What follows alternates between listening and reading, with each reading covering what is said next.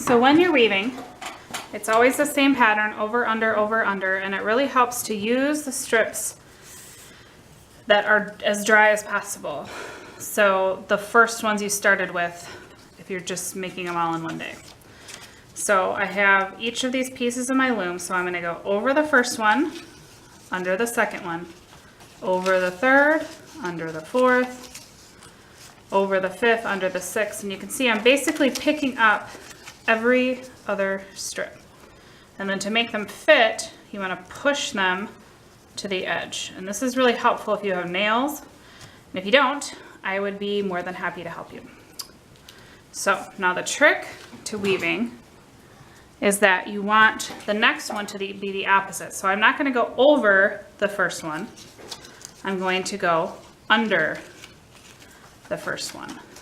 And I continue, leave that one down, pick this one up.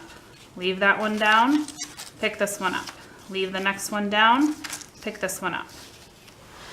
And then we don't want to let it just sit over there. We actually want to push it right next to the other one. And even though the strips are the same color, since I have the second color, it works out nicely. Now again, I want this one, this next strip to be different than this one. So I went under last time, so this time I want to go over. So if you think about it, if this one's yellow, I want the next one to not be yellow. So here it's not yellow, here it is yellow. So this is what I want. I'm going to pick up the ones that go under, every other one, just like that. So if you've gotten to this point and you're having trouble, there's a few mistakes that you might be making. One is if you're starting out the same way. So this one is colored, so I want the next one to be yellow. But if I make it colored again, and I continue all the way through, then when I try to slide it, it's gonna slide right on top of it, and I don't want that. So I can see that I did it wrong, so you really just have to pull it all the way back out and start again. And ask yourself, it's usually you've made the mistake at the beginning. So if you tried this way, try it the other way. Or if you can't figure it out, come ask me or ask a neighbor to help get you started. And once you get the first part done, if you know how to weave the rest, then that's pretty simple. And again, I'm gonna push it up. Now sometimes people start out the right way. So this one's yellow, so I want this one to be colored. But if you're going really fast, you might skip one, like this. And you can see I made the mistake there, so now the beginning of it looks right, but the end of it does not. And that's because I skipped there. So if you're confused, you can pull the whole strip out and start again, or if you know where you made the mistake, you can just back it up to that point and then continue. Now the closer together that you push the strips, the more you can fit and the better your design is going to look. So I'm going to continue with the rest of mine.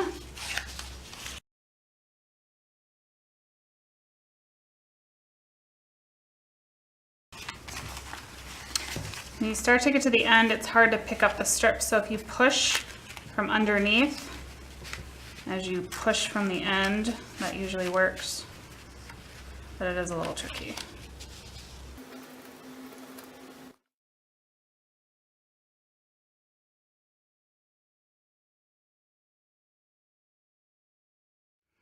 I'm at the end. I've fit 9 strips.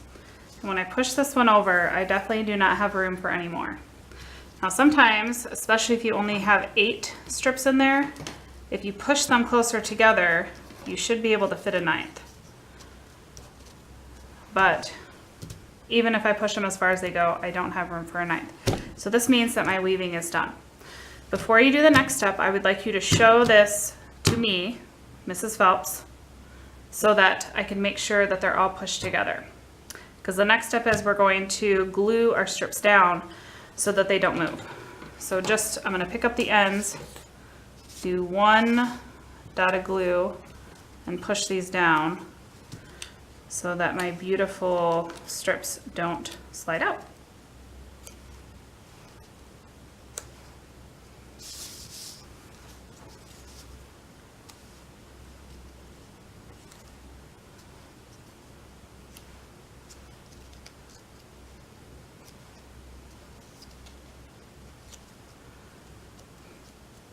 You also are going to want to do the same to the back, because the ends of each strip are only on one side.